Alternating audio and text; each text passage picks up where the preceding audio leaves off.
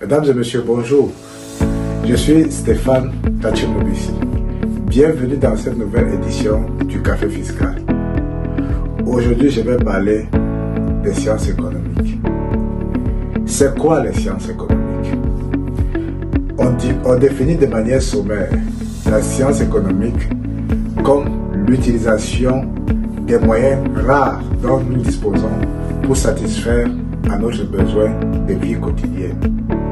Donc la science économique, par essence, cherche tout simplement à voir comment nous, les humains, on utilise les ressources rares dont nous disposons pour satisfaire nos besoins élémentaires de vie.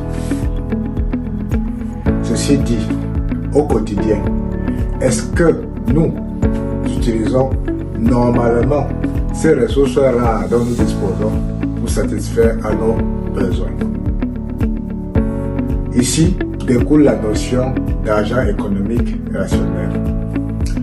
Au sens de sciences économiques, un agent économique est dit rationnel s'il utilise les ressources dont il dispose pour satisfaire les besoins utiles à sa vie.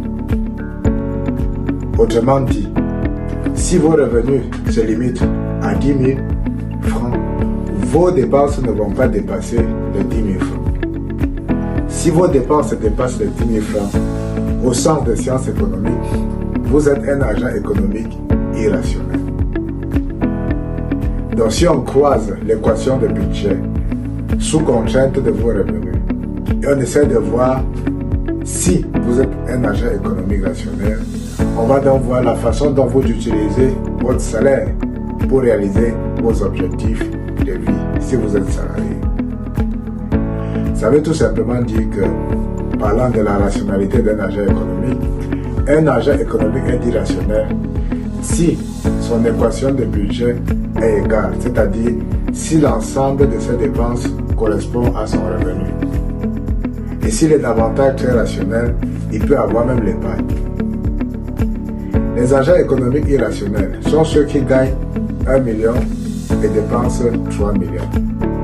Vous convenez avec moi que ces agents économiques irrationnels fonctionnent au-delà de leurs moyens et peut-être sur la dette. Ainsi, ils ne pourront jamais vivre heureusement car le poids de la dette diminue le bien-être, eu égard des pressions que ceux qui ont accordé les crédits peuvent exercer sur l'agent économique devenu irrationnel de par sa façon de se comporter avec la gestion de ses ressources.